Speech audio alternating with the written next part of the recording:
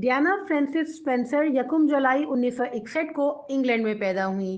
وہ اپنے گھر میں سب سے چھوٹی بیٹی تھیں۔ ڈیانا کی تعلیم کے فوراً بعد ہی یہ افواہیں پھیلنے لگیں کہ وہ پرنس آف ویلز کی ایک خاص دوست ہیں۔ 24 فروری 1981 کو شہزادہ چارلس اور لیڈی ڈیانا نے بکنگھم پیلس میں اپنی منگنی کا اعلان کیا۔ اس وقت اس پر 30,000 پاؤنڈ کی لاگت آئی، جو آج کی کرنسی ریٹ کے مطابق $36,000 بنتے ہیں۔ منگنی کی انگوٹھی پر نیلم کے پتھر کے گرد 14 قیمتی ہیرے لگے ہوئے تھے، جس کے بعد یہ انگوٹھی بہت مشہور ہوئی۔ 29 جولائی 1981 کو لیڈی ڈیانا اور شہزادہ چارلس کی شادی ہوئی، جسے صدی کی سب سے بڑی شادی کہا گیا۔ شادی کی تقریب ٹی وی پر نشر کی گئی، جسے دنیا بھر میں لاکھوں لوگوں نے دیکھا۔ بکنگھم پیلس سے قریباً 6 لاکھ لوگ کیتھیڈرل تک گئے تاکہ جوڑے کی ایک جھلک دیکھ سکیں۔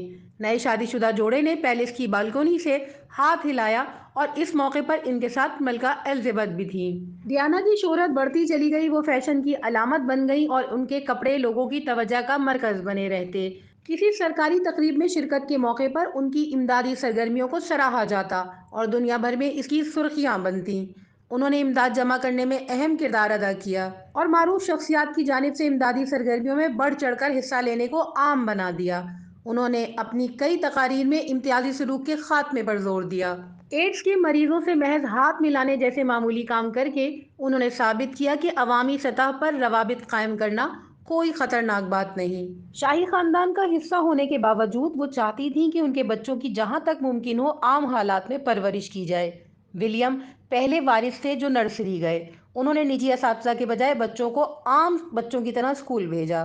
ویلز کے شہزادے اور شہزادی نے ایک ساتھ کئی غیر ملکی دورے کیے تھے، تاہم 1980 کی دہائی کے اواخر میں یہ سب کو معلوم ہو چکا تھا کہ ان کی زندگیاں الگ الگ ہیں۔ 1992 میں انڈیا کے سرکاری دورے کے موقع پر ڈیانا محبت کی علامت سمجھے جانے والے تاج محل کے سامنے تنہا بیٹھی تھیں۔ علیحدگی کے کئی سال بعد ڈیانا اور چارلس کے درمیان 28 اگست 1996 کو باقاعدہ طلاق ہوئی۔ اگلے ہی سال ڈیانا نے اپنے 79 کپڑوں کو نیلام کر دیا جو انہوں نے دنیا بھر کے میگزینز کے لیے پہنے تھے۔ اس نیلامی میں امدادی کاموں کے لیے $45 لاکھ جمع ہوئے۔ شاید یہ ان کے اپنے ماضی سے الگ ہونے کی علامت تھی۔ جنوری 1997 میں شہزادی ڈیانا نے عالمی سطح پر مطالبہ کیا کہ ہتھیاروں پر پابندی لگائی جائے اور بارودی سرنگوں کا خاتمہ کیا جائے۔